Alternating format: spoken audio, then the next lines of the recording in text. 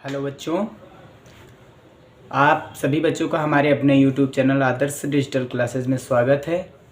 आज हम सब लोग कक्षा 12 की जो फिजिक्स है उसमें प्रकाशिकी नाम की इकाई के बारे में पढ़ेंगे और उसके जो भी मोस्ट इम्पॉर्टेंट डेरिवेशन है हम उन्हें सॉल्व कर लेंगे।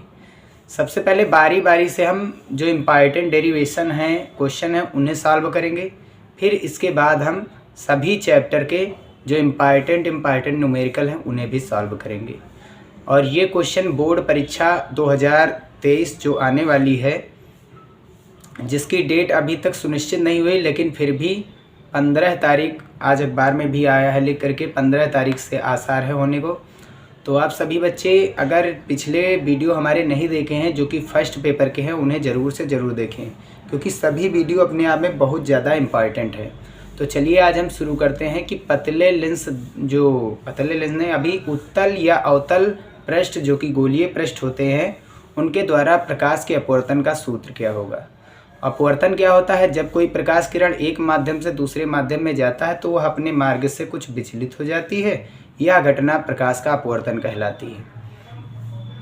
और इसमें दो माध्यम होते हैं, एक माध्यम होता है सघन, दूसरा माध्यम होता है विरल। सघन माध्यम में प्रकाश का वेग न्यूनतम होता है और विरल माध्यम में प्रकाश का वेग अधिकतम होता है।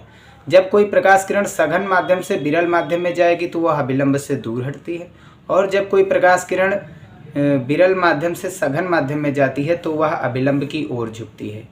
इसमें दो नियम है अपवर्तन के, आपतित किरण और अपवर्तित किरण तथा आपतन बिंदु पर अभिलंब तीनों एक ही तल पर होते हैं या तल में होते हैं। आपतन कोण की ज्या अपवर्तन कोण की ज्या के अनुपात को अपवर्तनांक माध्यम का अपवर्तनांक कहते हैं। माध्यम का अपवर्तनांक होता क्या है? ये हमें बताता है कि जो अपवर्तित किरण है वो निर्गत किरण के साथ कितना मुड़ करके गई है, यानी कितना अपवर्तन कोण आया है उसके बारे में बताता है। ठीक है, विचलन कितना आया उसके बारे में बताता है। तो चलिए हम शुरू करते हैं।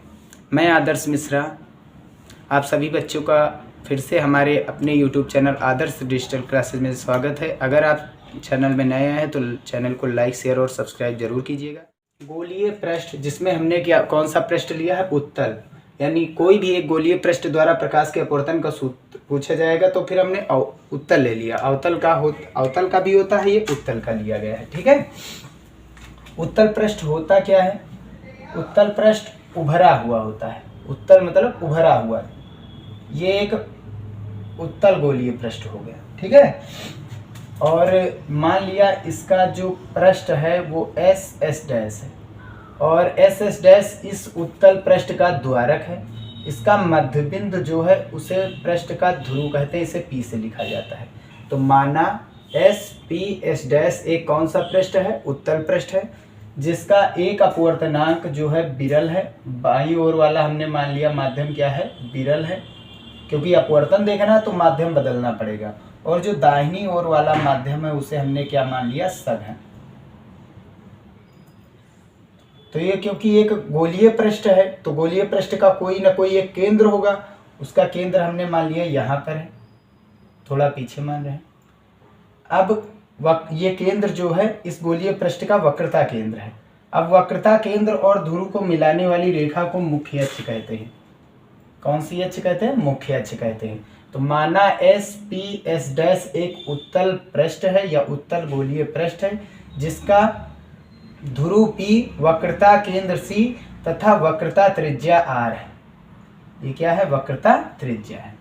तो माना ध्रुव यानी P से U दूरी पर एक बिंदु वस्तु O रखी गई है। यहाँ पर एक बिंदु वस्तु O रखी गई। O फॉर ऑब्जेक्ट होता है। ठीक है, जिससे चलने वाली प्रकाश किरणें, कितनी प्रकाश किरणें गुजारनी होंगी? कम से कम दो या दो से अधिक किरणें, चाहे वो अपवर्तित हो चाहे वो परावर्तित हो, जिस बिंदु पर टकराती हैं या मिलती हैं वो बिंदु कहलाता है। उसी बिंदु पर जो है इस जो वस्तु रखी जाती है उसका प्रतिबिंब बनता है। ठीक है, और जो पृष्ठ होता है या जिसका प्रतिबिंब बनता है उसे वस्तु कहते हैं। तो दो परावर्तित या अपवर्तित किरणें जिस बिंदु पर मिलती हैं वो कहलाता है हमारा प्रतिबिंब।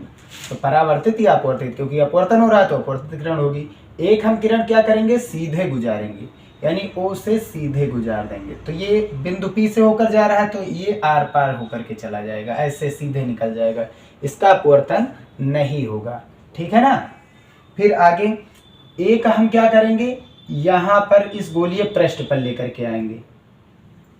कितने कोण के साथ हमने लाया है इसे, अल्फा कोण के साथ। कुछ एंगल होगा, एंगल अल्फा कोण करके एक आपतित किरण दूसरी ले गए, एक सामने सीधी लेकर के आ गए आपतित किरण और एक अल्फा कोण करके, मुख्य अक्ष से अल्फा कोण करके इस जिस पृष्ठ पर टकरा रहा है गोलीय पृष्ठ पर, उसका नाम हम क्या दे देंगे, उसका नाम हम दे देंगे बिंदु ए।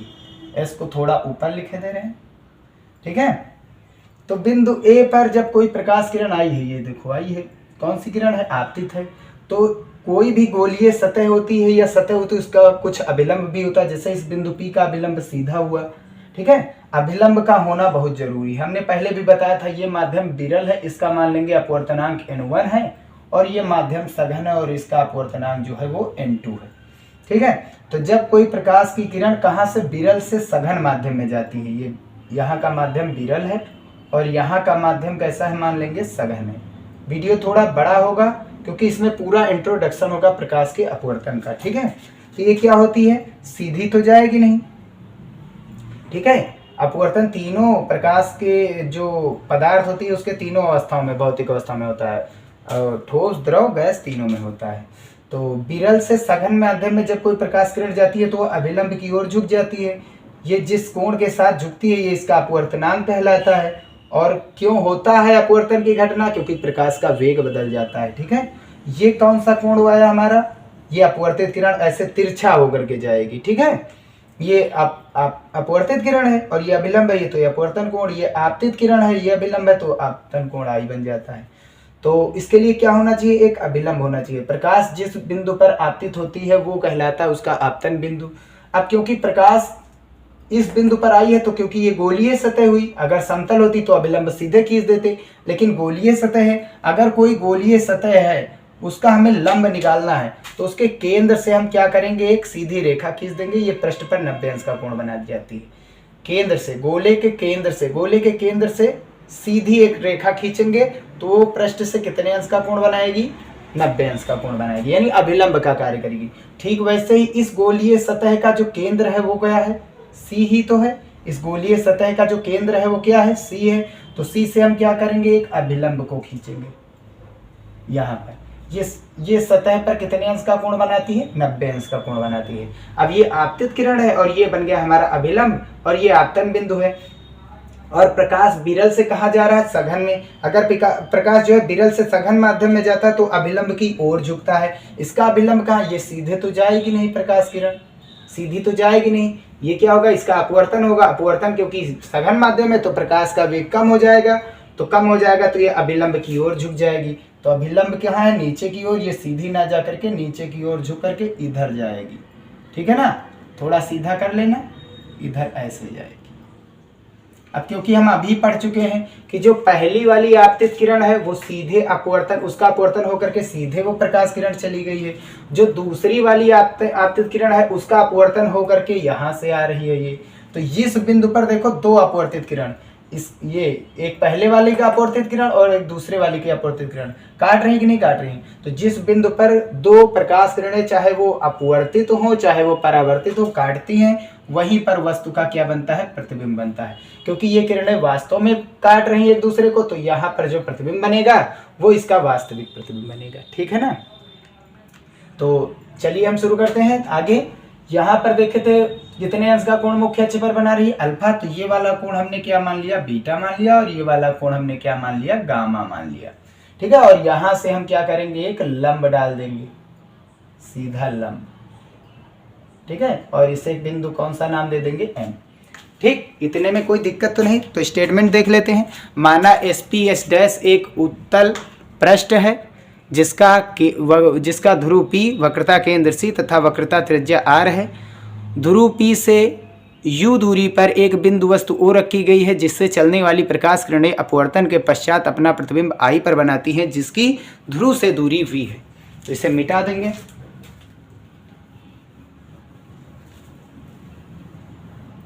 तो माना SP S' एक उत्तल पृष्ठ है जिसका ध्रुव P वक्रता केंद्र C तथा वक्रता त्रिज्या R है।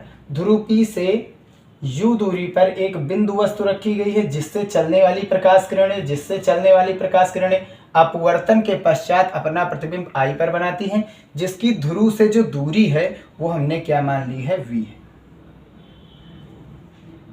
ठीक है ना बच्चों। तो अब आगे शुरू करते हैं।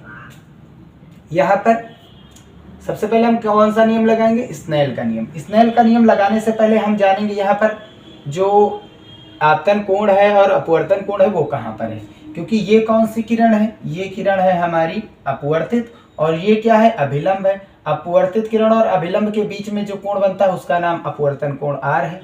सेम ऐसे ही ये वाली आपतित किरण है और ये वाली कौन सी किरण है, अभिलंब है। तो ये आपतित किरण है और ये अभिलंब है, तो आपतित किरण और अभिलंब के बीच में जो कोण बनता है उसका नाम क्या है, आपतन कोण। तो ये अभिलंब, ये आपतित किरण, ये आपतन कोण हो गया। ये अपवर्तित किरण है, ये अभिलंब है, इसके बीच में जो कोण बनता है वो अपवर्तन कोण बनता है। ठीक है, तो यहां से हम करेंगे क्या, ये वाला त्रिभुज हम लेंगे OCA, त्रिभुज OCA। ठीक है, तो त्रिभुज OCA में सबसे पहला जो त्रिभुज बन रहा है वो कैसे बन रहा है, ऐसे ही तो बन रहा है। ये बिंदु कौन सा था, C था। यहाँ पर क्या है, A है और यहाँ पर क्या है, O है। ये कितना एंगल है, I है। यहाँ पर एंगल अल्फा है, यहाँ पर एंगल है गामा। ठीक है, तो I और R का मान निकाल करके स्नेल के नियम में रखेंगे, क्योंकि हमें स्नेल का नियम ही अभी तक अपवर्तन में पता है।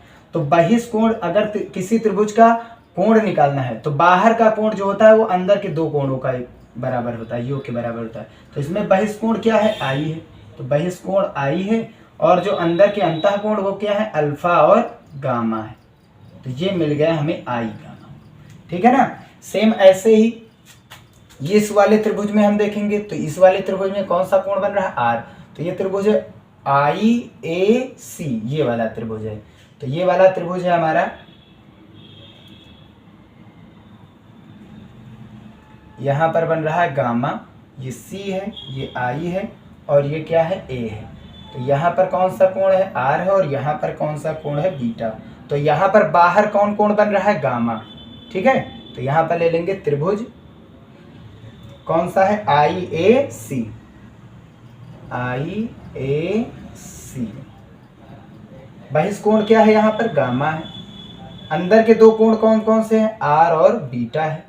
तो यहाँ से R की वैल्यू जब निकालेंगे तो बीटा इधर प्लस उधर जाएगा तो माइनस में हो जाएगा, तब R की वैल्यू, ये बीटा उधर जाएगा तो गामा से घट जाएगा।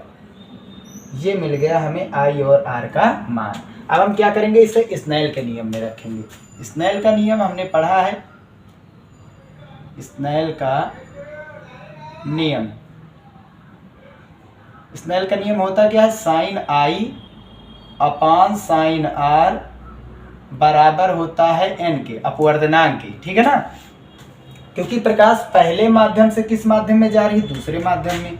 तो 1n2, तो जिस माध्यम में प्रकाश जा रही है उसका अपवर्तनांक हमेशा ऊपर लिखा जाता है, और जिस माध्यम से प्रकाश आ रही है उसका अपवर्तनांक हम कहाँ लिखते हैं, नीचे लिखते हैं।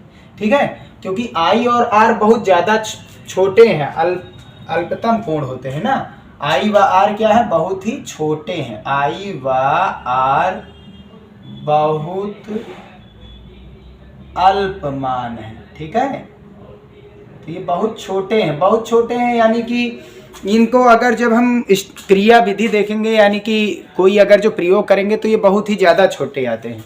तो क्या करते हैं, यहाँ से अगर कोण छोटा है तो उसके साथ चाहे जो जोड़ो, साइन जोड़ सकते हो या हटा सकते हो, उसमें कोई दिक्कत नहीं है। तो यहाँ पर बचेगा क्या, क्योंकि I और R बहुत ज़्यादा छोटे हैं तो साइन I और ज़्यादा छोटा आ जाएगा, यानी कि जब I ही छोटा है तो साइन को क्या कर देंगे, यहाँ से हटा देंगे। कहने का मतलब ये है, यही हम लेकर के चलेंगे। ऊपर क्या आया, n2 और नीचे क्या आया, n1।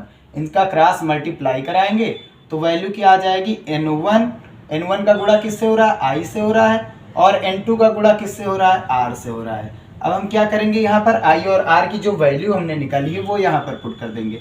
तो n1 I की वैल्यू देखो कितनी आई है, I की वैल्यू अल्फा प्लस गामा है।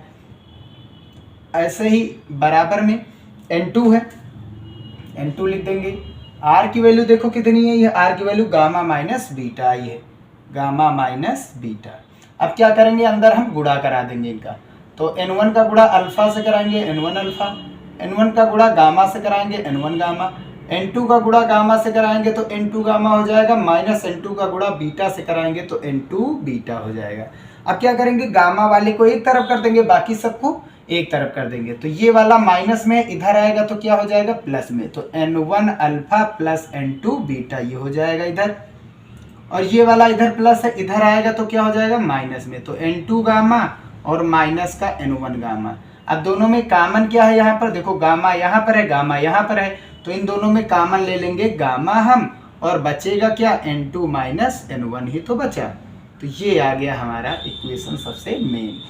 ठीक है, अभी इसी इक्वेशन में हम अल्फा बीटा की वैल्यू, अल्फा बीटा गामा की वैल्यू पुट कर देंगे और आंसर मिल जाएगा। इसका मान हम क्या देंगे, समीकरण नंबर 1 दे सकते हैं।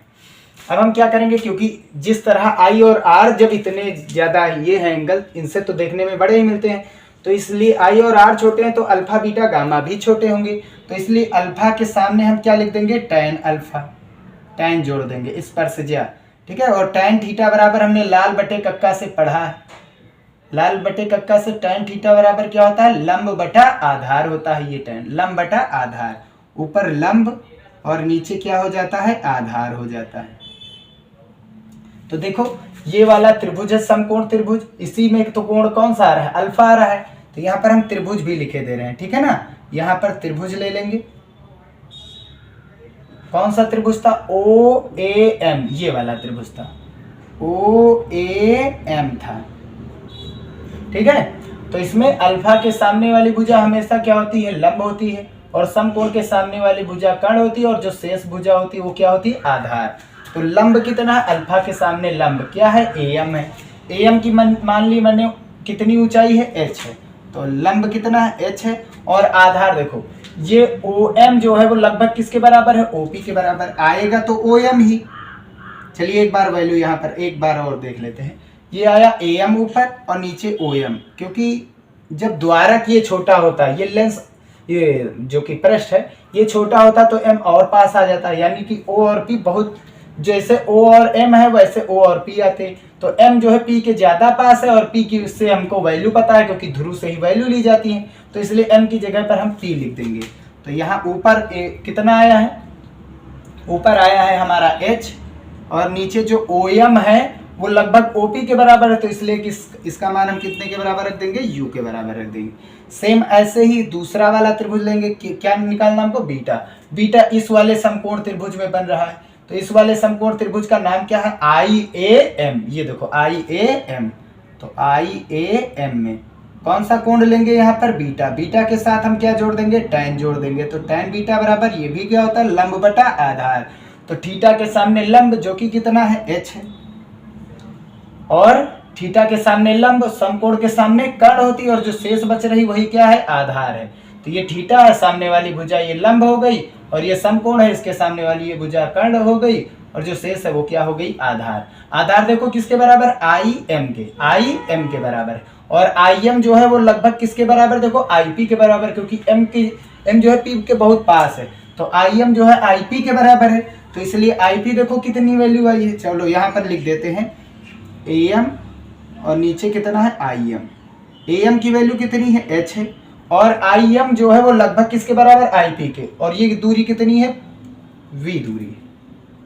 तो ऐसे ही जो गामा बचा है वो किस वाले त्रिभुज में बन रहा है, इस वाले त्रिभुज में बन रहा है। इसका नाम क्या है, सी ए एम, त्रिभुज सी ए एम में।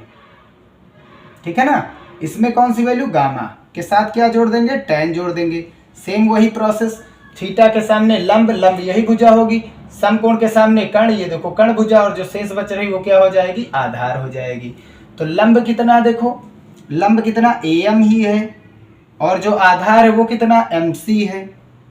तो ए एम की वैल्यू तो हमें पता है, एच है, और जो एम सी है वो लगभग सी पी के बराबर है कि नहीं है, और जो कि कितना है, आर है। अब हमें मिल गया अल्फा बीटा गामा, ये वैल्यू उठा करके हम यहाँ पर रखेंगे समीकरण 1 में, समीकरण 1 में। तो n1 अल्फा की वैल्यू रखनी, अल्फा की वैल्यू देखो कितनी आई है, अल्फा की वैल्यू h अपान यू आई है।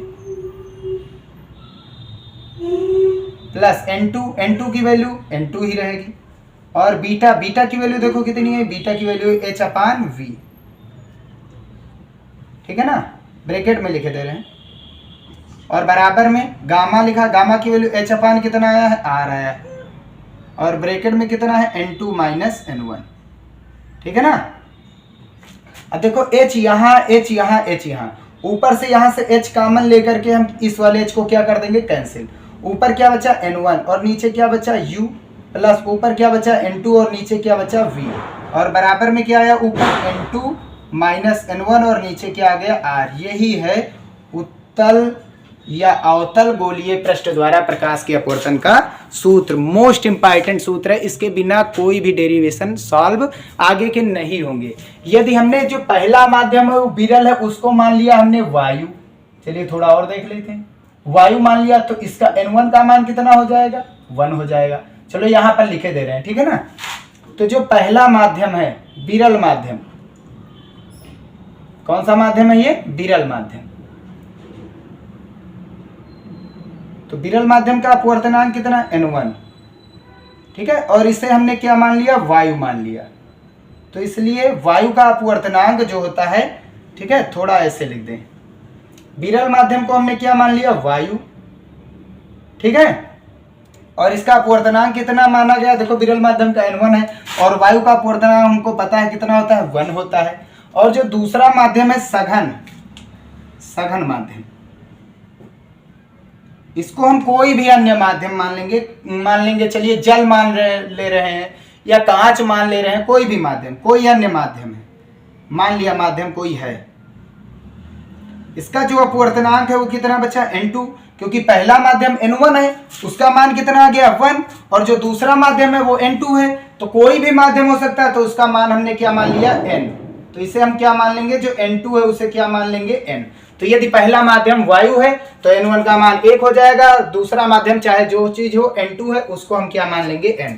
अब यहाँ पर वैल्यू रख देंगे, N1 का मान कितना है, 1 है, अपॉन में U, N2 का मान हमने N मान लिया, कोई भी माध्यम दूसरे माध्यम का अपवर्तनांक होगा, और N2 का मान N मान लिया गया, N1 का मान 1 मान लिया गया, और अपॉन में कितना है, R। ये आ गया इसका आंसर। तो चाहे वो रखो चाहे ये रखो, ये होता है निरपेक्ष अपवर्तनांक। जब कोई प्रकाश अगर वायु या निर्वात से आ रहा है तो दूसरा माध्यम हमेशा निरपेक्ष अपवर्तनांक कहलाता है। अगर वीडियो पसंद आया हो तो लाइक, शेयर और सब्सक्राइब जरूर कीजिएगा।